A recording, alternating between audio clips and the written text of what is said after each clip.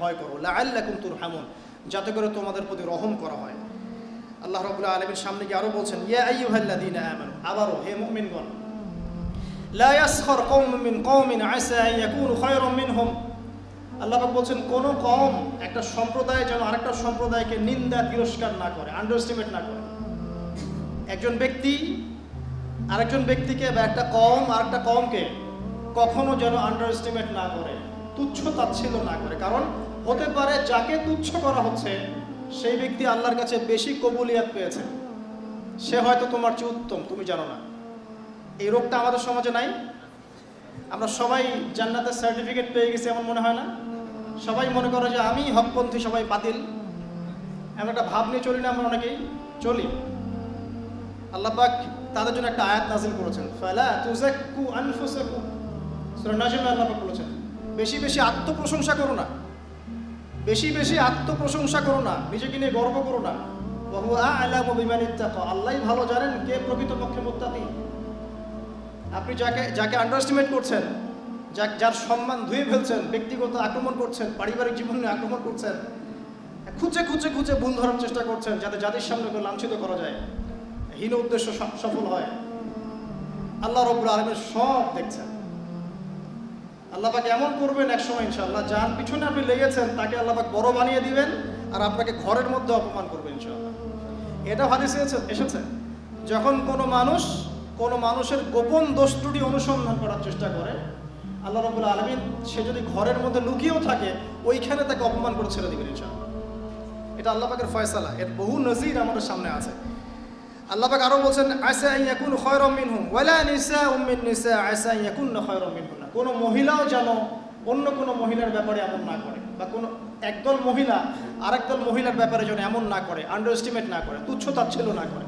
হতে পারে যার তুচ্ছ তাচ্ছিল্য করা হচ্ছে, যাকে তুচ্ছ তাচ্ছিল্য করা হচ্ছে, সেই মহিলার দল বা সেই মহিলা আল্লাহর কাছে এদের চাইতে বেশি ভালো উঁচু মাকাম প্রাপ্ত। আল্লাহ পাক আমাদেরকে বোঝার তৌফিক দান করুন, আমিন। আল্লাহ আরো বলছেন, ওয়ালা তালমিজু আনফুসাকুম, তোমরা একে অপরকে তিরস্কার করো না। ওয়ালা তালমিজু আনফুসাকুম, বা একে অপরকে দোষারোপ করো না। ওয়ালা তানাবাজু বিল আলকাব, এবং একে অপরকে মন্দ নিকৃষ্ট নামে ডেকো না, মন্দ নিকৃষ্ট নামে সম্বোধন করো না। বিসাল ইসমুল ফুসুক বা'দাল ঈমান, ঈমান আনার পরে এটা অত্যন্ত জঘন্য একটা ফাসিকি কাজ। কোনটা? একজন আরেকজনের দোষ খুঁজে বের করবে এবং একজন আরেকজনকে মন্দ নামে ডাকবে। ওয়ামান লাম ইয়াতুব ফাউলাইকা হুমুজ যালিমুন, যারা এখান থেকে তওবা করে ফিরে আসছে না, নিঃসন্দেহে এটা একটা জালেম, জুলুমের অন্তর্ভুক্ত। ফাউলাইকা হুমুজ যালিমুন, এরা জালেমদের অন্তর্ভুক্ত। এই আয়াত থেকে শিখলাম যে একজন মুসলিম ব্যক্তি যেন আরেকজন মুসলিম ব্যক্তিকে আন্ডারএস্টিমেট না করে, একটা মুসলিম কওম আরেকটা মুসলিম কওমকে যেন আন্ডারএস্টিমেট না করে, একজন মহিলা যেন আরেকজন মহিলাকে তুচ্ছ তাচ্ছিল্য না করে, এক শ্রেণীর মহিলা আরেক শ্রেণীর মহিলাকে যেন তুচ্ছ তাচ্ছিল্য না করে। তোমরা একে অপরকে মন্দ নামে ডাকবে না, একে অপরকে বিদ্রুপ করবে না। যদি করো তাহলে এটা একটা ফাসাকি হবে, আর এখান থেকে যারা তওবা করবে না, আল্লাহ পাক বলছেন এরা হচ্ছে জালেম। এরপরে আল্লাহ রাব্বুল আলামিন বলছেন যে ইয়া আইয়ুহাল্লাযীনা আমানু, আবারও হে মুমিনগণ, ইজতানিবু কাসীরাম মিনাজ যান, আরও ডেঞ্জারাস নসিহত, যেটাতে আমাদের মধ্যে 100%, অলমোস্ট 100% মানুষ এখানে জড়িত। ইজতানিবু কাসীরাম মিনাজ যান, তোমরা বেশি থেকে বেশি ধারণা এবং অনুমান করা থেকে বিরত থাকো। বেশি বেশি ধারণা এবং অনুমান করা থেকে বিরত থাকো, বেঁচে থাকো। কারণ ইন্না বা'দা যান্নি ইসম, কারণ এমন অনেক ধারণা আছে যেগুলো আসলে পাপ, এগুলোর কোনো অস্তিত্ব নাই। অযথাই আপনি নিজের মনে এগুলো চিন্তা করছেন, সে হয়তো এমন না, আবার অমুক হয়তো তেমন, এখানে হয়তো এটা আছে, ওখানে হয়তো ওটা আছে। আপনি অযথাই অনুমান করছেন, এই অনুমানগুলোর সাথে বাস্তবতার কোনো সম্পর্ক নাই। আল্লাহ পাক আরো বলছেন, ওয়ালা তাজাসসু, তোমরা জাসুসি করো না। এখানে জাসুসি বলতে বোঝানো হচ্ছে যে ইচ্ছা করে অন্যের দোষ খুঁজে বের করো না। এখানে জাসুসি বলতে বোঝানো হচ্ছে ইচ্ছা করে কোনো ব্যক্তির দোষ খুঁজে খুঁজে বের করার চেষ্টা করো না। এমনি প্রত্যেক মানুষের মধ্যেই দোষ থাকে, দেখাই যায় স্পষ্ট। তুমি এক্সট্রা খুঁজে খুঁজে বের করতে যেও না। ওয়ালা তাজাসসু, তোমরা জাসুসি করতে যেও না। এখানে রাষ্ট্রীয় জাসুসি বোঝানো হচ্ছে না। একটা ইসলামিক স্টেটের নিরাপত্তার স্বার্থে তদন্ত গোয়েন্দা সংস্থার কাজ করার সম্পূর্ণ এখতিয়ার আছে। কোরআন সুন্নাহ সমর্থিত কাজ এটা, এখানে এটা বোঝানো হচ্ছে না। একটা রাষ্ট্রের নিরাপত্তা, অভ্যন্তরীণ নিরাপত্তা, বহির্বিশ্বের সাথে কানেকশন, সব কিছুর স্বার্থে গোয়েন্দা সংস্থাদের কাজ করার সম্পূর্ণ অধিকার আছে, এটা এই আয়াতে বোঝানো হচ্ছে না। এখানে বোঝানো হচ্ছে একে অপরের দোষগুলা ইচ্ছা করে খুঁজতে যাও না, বরং রাষ্ট্রীয় স্বার্থে সেই কাজগুলো করার নেকির কাজ, এতে করে জনসাধারণের নিরাপত্তা নিশ্চিত হয়। তবে সেখানে খেয়াল রাখতে হবে যে তদন্ত যেন সঠিক হয়, অনুমান ভিত্তিক, ধারণা ভিত্তিক না হয়, যাতে কেউ আবার জুলুমের শিকার না হয়, এটা খেয়াল রাখতে হবে। কিন্তু এই কাজটা ঠিক আছে এবং এটা জরুরি কাজ। আর এখানে বোঝানো হচ্ছে তোমরা যে দোষগুলো দেখা যায় এর বাইরে অতিরিক্ত দোষ খুঁজতে যেও না মানুষের। আপনার মধ্যে হয়তো এমন কিছু দোষ আছে যেটা আমি জানি না, এটা জানার জন্য ওত পেতে থাকার দরকার নেই, এটা তাজাসসুস বলা হয়। তোমরা এভাবে জাসুসি করো না। আরও কি করো না, ওয়ালা ইয়াগতাব বা'দুকুম বা'দা, এক ভাই আরেক ভাইয়ের গীবত করো না। গীবত আপনারা জানেন, নবীজিকে বলা হয়েছে কি গীবত?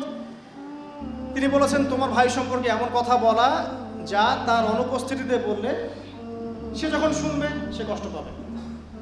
সাহাবীরা বললেন যদি তার মধ্যে সেই দোষ থেকে থাকে তাহলে? নবীজি বললেন যদি তার মধ্যে সেই দোষ থাকে তাহলেই তো তুমি তার গীবত করলে, আর যদি তার মধ্যে সেই দোষ না থাকে তাহলে তুমি তো তাকে অপবাদ দিলে। তো অলমোস্ট এভরিবডি আমরা এখন এই রোগে আক্রান্ত। আল্লাহ পাক আমাদেরকে এই রোগ থেকে হেফাজত করুন। এই রোগের একটা সুফল পাবে যার গীবত করা হচ্ছে সেই ব্যক্তি। কীরকম? ধরেন আপনার গীবত করেছে অনেক মানুষ এবং আপনার কাছে ক্ষমাও চায় নাই, যার যোগ্য আপনি ছিলেন না। এখন কিয়ামতের মাঠে উঠে দেখবেন যে অনেক নেকি অটোমেটিকলি আপনার আমলনামায় যুক্ত হচ্ছে। কিভাবে? এই মানুষগুলো আপনার গীবত করেছিল, আপনি তার যোগ্য ছিলেন না, আপনার উপর জুলুমটা হয়েছে। আল্লাহ পাক সেদিন আপনাকে নেকি দিবেন ইনশাআল্লাহ, ওদের আমলনামা থেকে নিয়ে আপনাকে দিবেন। এই জন্য পার্সোনালি আমাকে গীবত করলে আমি খুব খুশি হই যে আলহামদুলিল্লাহ কিছু নেকি পাওয়া যাবে ইনশাআল্লাহ, কারণ এই বিষয়টার সাথে আমি জড়িত না। মাশাআল্লাহ। তো আল্লাহ পাক আমাদেরকে গীবতের মহামারী থেকে বেঁচে থাকার তৌফিক দান করুন। আল্লাহ পাক বলছেন যে তোমরা কি একে আইয়ুহিব্বু আহাদুকুম আইয়াকুলা লাহমা আখিহি মাইতান ফাকারিহতুমু, তোমরা কি তোমাদের মৃত ভাইয়ের গোশত ভক্ষণ করতে পছন্দ করবে? ফাকারিহতুমু, তোমরা তো এটাকে অপছন্দ করো। অতএব গীবতকে আল্লাহ পাক এখানে মৃত ভাইয়ের গোশত খাওয়ার সাথে তুলনা করেছেন। এখন দেখেন না যে কাক কাকের গোশত খায় না, অনেক সময় দেখা যায় এক আলেম আর এক আলেমের গোশত খাচ্ছে, দেখেন না? এখনকার যুগ এমন চলছে, কাকও কাকের গোশত খায় না, মুসলিম মুসলিমের গোশত খায়, মুমিন মুমিনের গোশত খায়। কোনো কোনো ক্ষেত্রে দেখবেন এক দাড়ি টুপিওয়ালা লোক আরেক দাড়ি টুপিওয়ালা লোকের গোশত খাচ্ছে। এমন অনেক মানুষ জুলুমের শিকার আছে এই সমাজে, যাদের পিছনে এমন মানুষ কাজ করেছে যারা দেখতে ওই মানুষের মতোই। কথা বুঝতে পারছেন না? এমন অনেক মানুষ জুলুমের শিকার হয়েছে এই সমাজে, হচ্ছে প্রতিনিয়তই, যাদের পিছনে এমন মানুষ আছে যে ওই মানুষের মতোই দেখতে। সামাজদার কে ইশারা কাফি।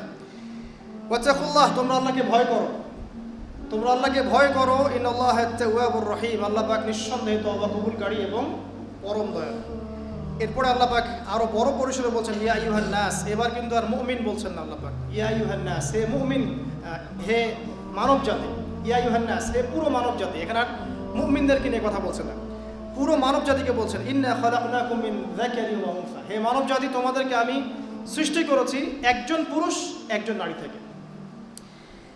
ইন্না খালাকনাকুম মিন যাকারিন ওয়া উনসা ওয়া জাআলনাকুম শুউবান ওয়া ক্বাবাইলা লিতাআরাফু, হে মানব জাতি তোমাদেরকে আমি সৃষ্টি করেছি একজন পুরুষ একজন নারী থেকে, আদম এবং হাওয়া থেকে।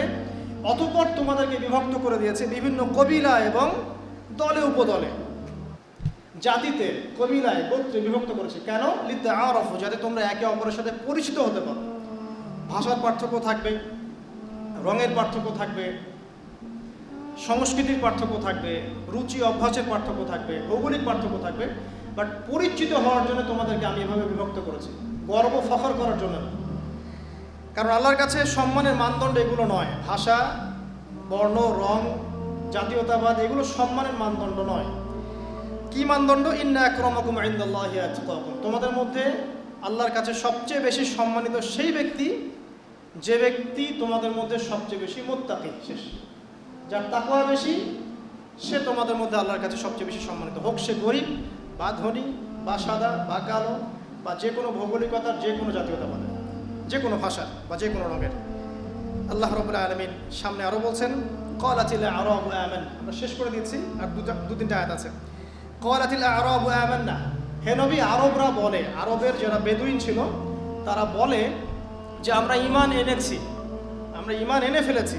কুল লাম তুমিনু, হে নবী আপনি বলে দিন তোমরা ঈমান নিয়ে আসোনি, তোমরা প্রকৃত অর্থে ঈমান নিয়ে আসোনি। ওয়ালাকিন কুলু আসলামনা, বরং তোমরা বলো যে আমরা কেবল ইসলাম কবুল করেছি। মানে কেবল কালেমার সাক্ষ্য দিয়ে মুসলিম হয়েছো, এখনো পরিপূর্ণ ঈমান তোমাদের কলবে ঢোকে নাই।